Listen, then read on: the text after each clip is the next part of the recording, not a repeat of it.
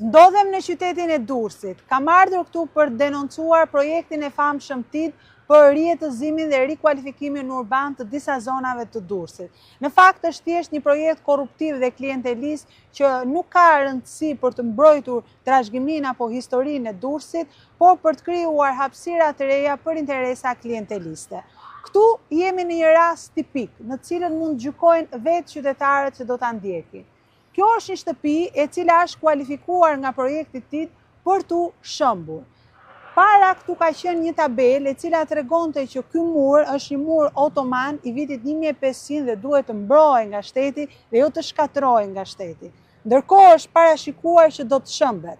Dhe vetëm 5 hapa larg, ngjitur, po ndërtohet një pallat i ri në një zonë e cila ishte lulishte.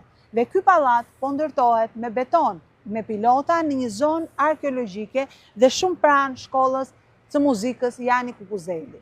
Pse ndodh kjo gjë në Durrës? Sepse ky projekt, i cili është mbushur me pika të kuqe për shtëpi që duhet u prishen durrsakëve të vjetër, atyre që janë banorët lokal të Durrësit, që kanë historinë dhe trashëgiminë e Durrësit edhe në memorien dhe në kujtesën e tyre, ka vetëm një qëllim. Ka qëllim të krijojë hapësira të reja publike për qëllime klienteliste.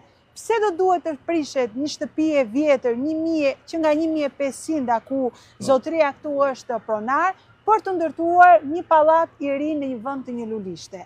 Nuk ka asnjë arsyetim. Ky projekt i gjithë nuk ka asnjë arsyetim dhe ndaj do të kundërshtohet nga ne në të gjitha format, në të gjitha instancat, në gjyqe, në parlament dhe kudo, sepse Durrësi do duhet të ruhet për trashëgiminë e vet, për historinë, edhe për rrëfimet e banorëve lokal dhe të mbrohet ajo që është një identitet i këtij qyteti dhe jo ndërtime të reja për qëllime klienteliste. Shumë faleminderit.